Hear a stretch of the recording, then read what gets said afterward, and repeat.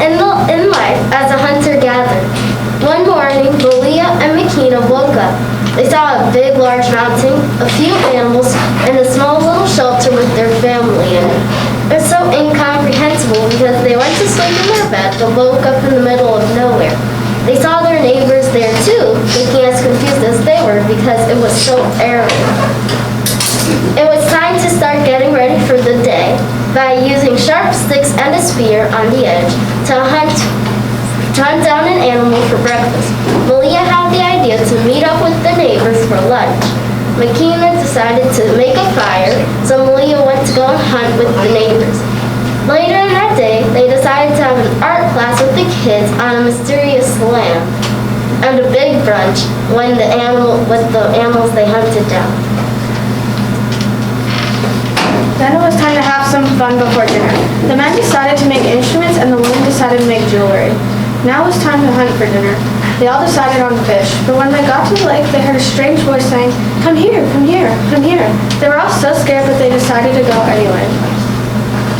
When they followed the voice, they ended up in the Beware Forest, and there was a strange voice saying that they needed to teach them a lesson on how lucky they were to be in the 21st century and now back in the 8,000 BC.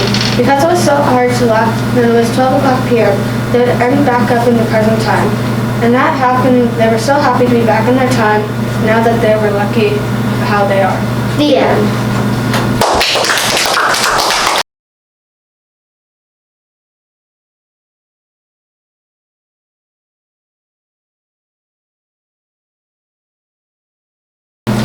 Have you ever wondered what it was like to live back in the Stone Age? Well, today Daniel and I will tell you a historical fiction story about hunter-gatherer.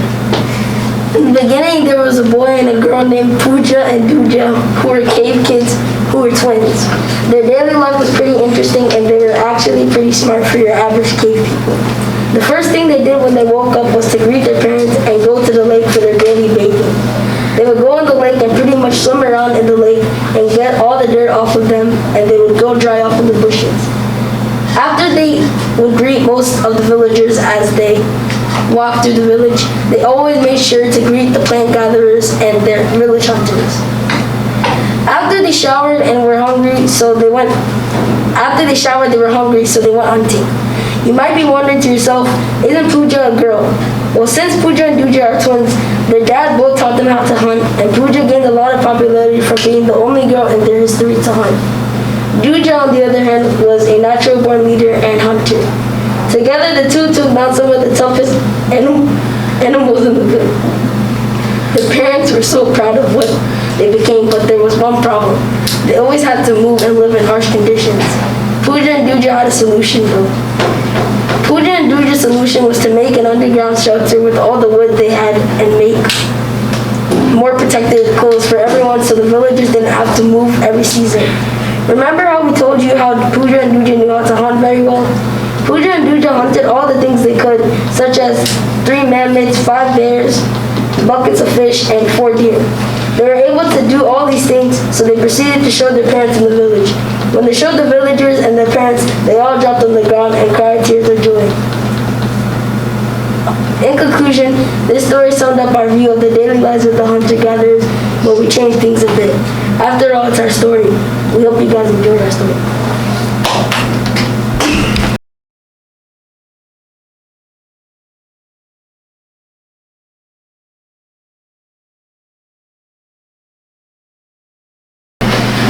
In about 10,000 BC was the year of the hunter-gatherers. Opa woke up and went for a walk. On her walk, she saw dawn. After she returned, Mora was up. Every morning, Opa went for a walk to wake herself up. After her walk, she started to collect different berries for breakfast. Mora would start to make breakfast. After Opa came back, she puts the berries into a bowl and starts to mold them. Mora begins to crush the berries and put them above the fire. "I'm starving. I can't wait for breakfast," shouted Opa. "It's almost ready," said Mora. Instead of pancakes and cereal, Opa and Mora had to cook the berries themselves every morning. After a tiring morning, the family had to find out what will be for dinner. For the past month, the hunters couldn't catch the swift bobcat. They have been having fish and other animals for the past month. They wanted to try something different. Dad started knocking on the door. "Your brother and I are going to go hunting," shouted Dad. All of the men gathered up to get their weapons. For hunting, they used sharp spears and bow and arrows. As they started searching for the animals, they found a bobcat. "There's a bobcat," whispered Dad. As the hunters started to approach the cat, it caught its eye and ran away. Everyone was disappointed that they couldn't feed their tribe any more food. They ended up fishing and caught a red lionfish. The tribe soon started to realize that there was no more berries to feed their families. Open Moore suggested that maybe they should move somewhere else. Their tribe agreed and started to pack up everything they had in their tiny huts. Oba and Mara had to move often because there were not a lot of resources to provide the tribe. It took several days to find their right spot. Oba and Mara started building their homes right away.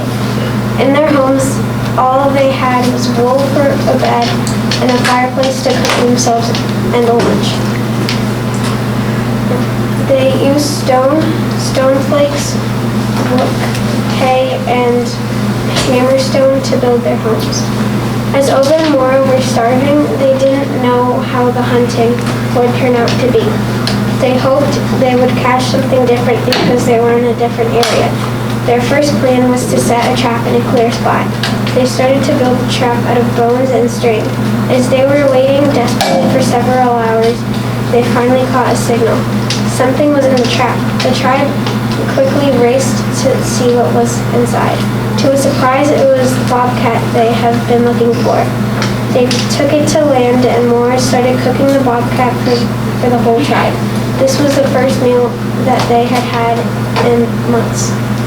Now that you know about Oba and Mora, you have also learned about the hunter-gatherers. I hope you enjoyed this story.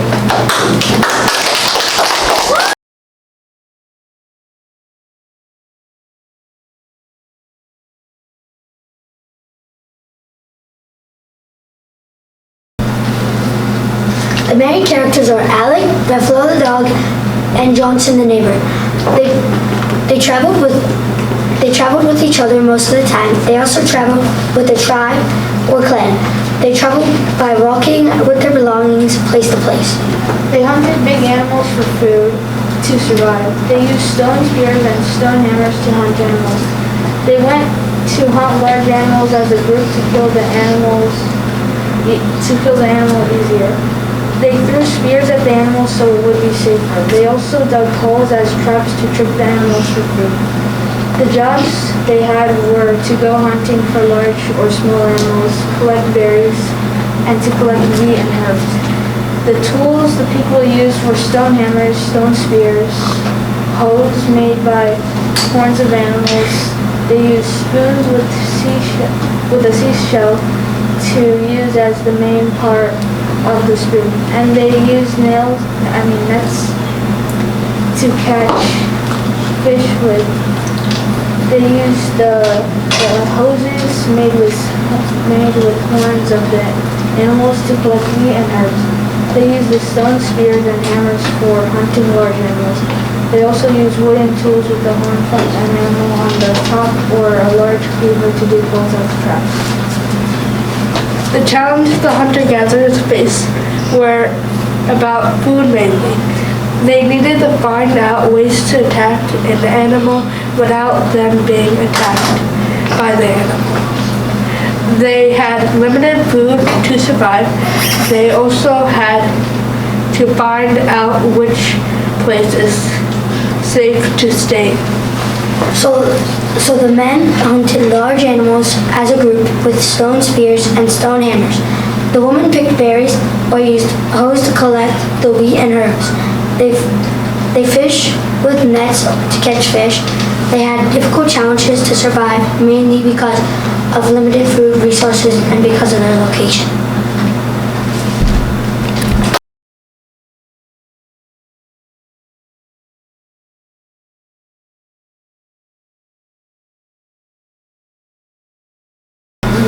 Life of being a hunter-gatherer. This was just another day for Una, Moko, and Bobby to be hunter-gatherers. Today it started off great. The sun was shining, it was a clear day, and all the fruits and vegetables were out. The first thing that Una, Moko, and Bobby did was go and gather food. When they went into the jungle, the first thing they did was look and see if there were any animals. Then they followed the animals to find all the fruits and vegetables. When they found some berries, they stashed them in their pockets and brought them back to their living space. Then they got hunting equipment, like a hammer, spear, fishing pole, net, and bow and arrow. Next, they went out into the jungle to try to find some meat. To their surprise, they found a herd of deer just walking around. Moko took charge and tried to attack the deer, but they were just too fast. So the group went to their second option and tried to fish. They put their rods in a nearby lake and started to wait. It took about 10 minutes, but then Bobby caught a big fish. After that, most of them caught fish and returned to their living space. When they returned to their living space, everyone was so excited. When the fish were cooked and the berries were crushed, Uno, Moko, and Bobby had a very nice meal. Then they went to sleep.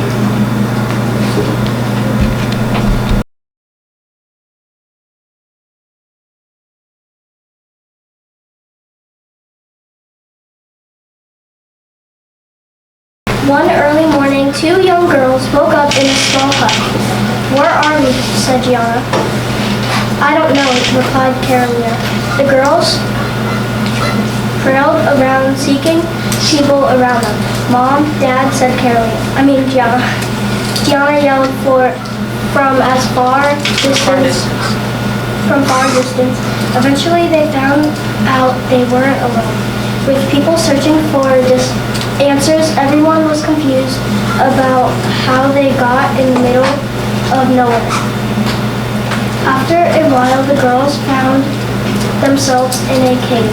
They were discovering drawings on the walls. "Is this blood?" asked Carolina. "It looks like it," replied Gianna. The girls heard strange noises coming from the inner cave. "Run!" Carolina shouted. Once the girls found their way out of the cave, they found their parents. "How did we get here, Mom?" asked Gianna. "I don't know. This is really strange," replied her mom. Carolina, Gianna, and their parents started to get hungry. They did not know how to cook in the middle of nowhere, so they started to think. "I can start a fire with some stones, sticks, and a bucket of resources we can put in." Carolina's dad said, "Okay, let's start the fire, but what will we cook?" Gianna said. The tribe, which is Carolina, Gianna, and both of their parents, started to hunt for food. They found a small river with all kinds of fish in the water. Gianna's dad picked out 3 big fish from the water and brought it to their fire. They assembled the fire with the bucket on top of the fire and placed the fish in the bucket. The mothers of the tribe found some berries and grains. "How are we going to eat this?" Carolina's mom asked. "I came across some bones as we were going to the river. We can use them as utensils," Carolina replied. Everyone served themselves as it began to get dark. Everyone began to get so tired, so they wrapped up the fire and put the remaining food aside. They washed their hands in a nearby river and got ready to go to sleep. "Today was a long, exhausting day," Gianna said. "Yeah, good thing it's almost over." Gianna's parents replied. Gianna's parents went into their hut, Carolina's parents went into theirs, and Gianna and Carolina went into theirs. "Good night," they said to each other. The end.